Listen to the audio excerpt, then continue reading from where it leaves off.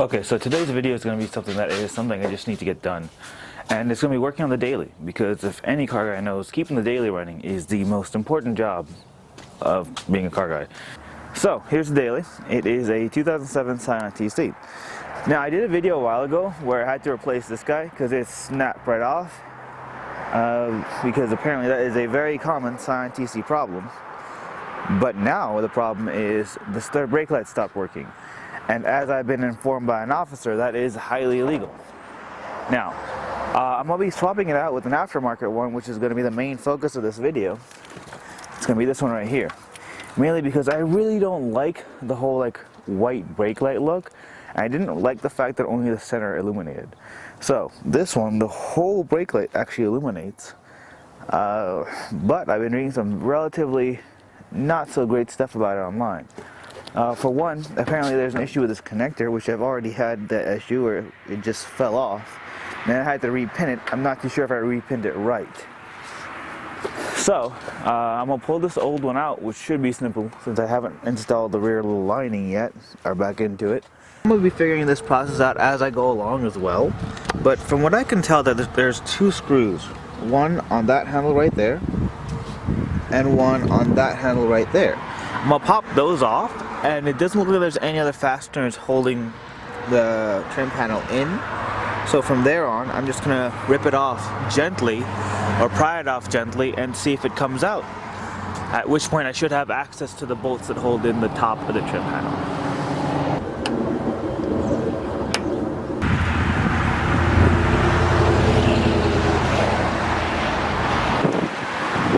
Okay, so now that those screws are off, it should just be as easy as just trying to pry it off.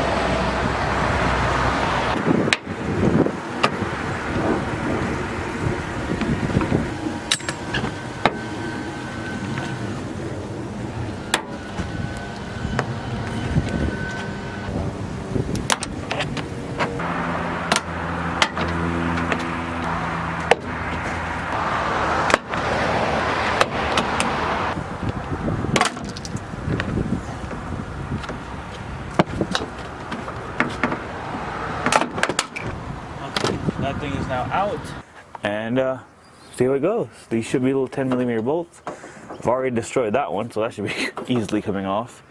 And let's get it. So as far as what we gotta remove, it's gonna be those 4 bolts right here. This one right here, this is sheared off already. This one and this one. Actually, looks like my third brake light was already broken. Look at that. Let's see how it is on this side. But it's kind of worrying me to see how hard it is to push out.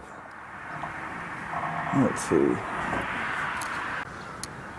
So after looking at this thing, I got the 4 bolts out and it's still not coming forward. So I'm pretty sure that this guy will have to come back out so that I can pop it off and take it out. So these are another 4 10mm bolts right there, right there, right there, and right there. And then maybe it should pop right out. So that was nice and easy. All I had to do is unbolt this. The whole thing slid off as one piece and I just took it off. So I'm probably going to try and clean up a good amount of this foam and then reinstall. But here's the old unit. See, it's definitely showing its age. On this side maybe? Yeah, right here. That might be why it failed. Here's a new one. Hoping it lasts a little bit longer. And we'll go from there.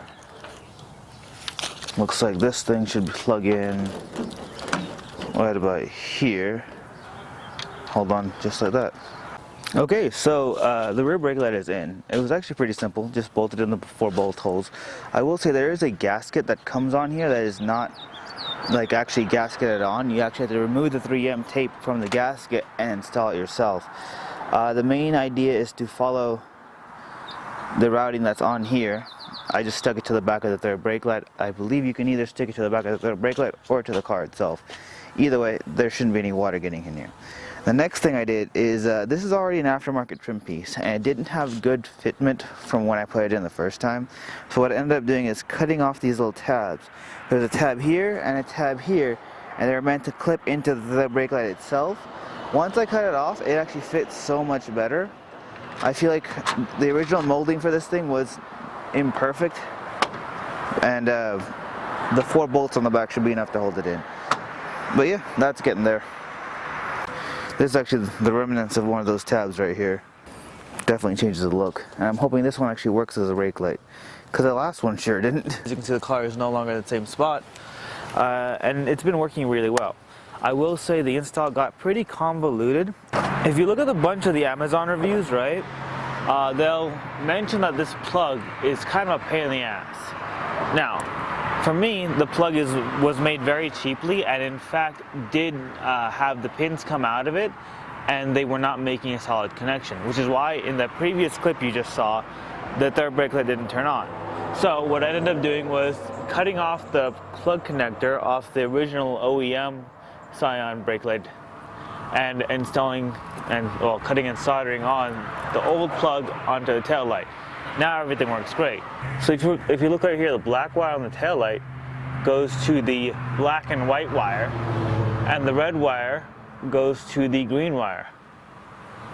And it works great. I'll add some clips in there too. Go for it. Oh, that's a clutch. Oh shit. There you go.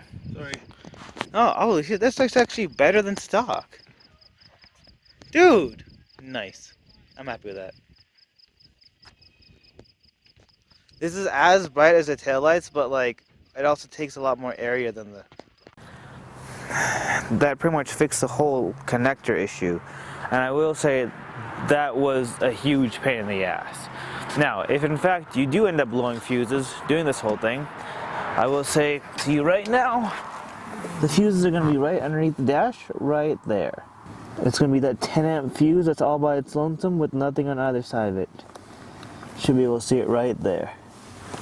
And if you need any more advice, here is the fuse cover connector, or fuse connector cover. So as you can see, there's the 10 amp fuse right in the middle. There's nothing to it. There's the one that says stop. 10 amp with neither fuse on both sides, 20 amp on the bottom, and another 10 amp on top. That right there is the one you want to keep in mind. That is located directly underneath there. But yeah, overall, I'm very pleased with this brake light. You will have to do some little electrical jiggery, but once that's done, it works great. It's worth $40. Go for it.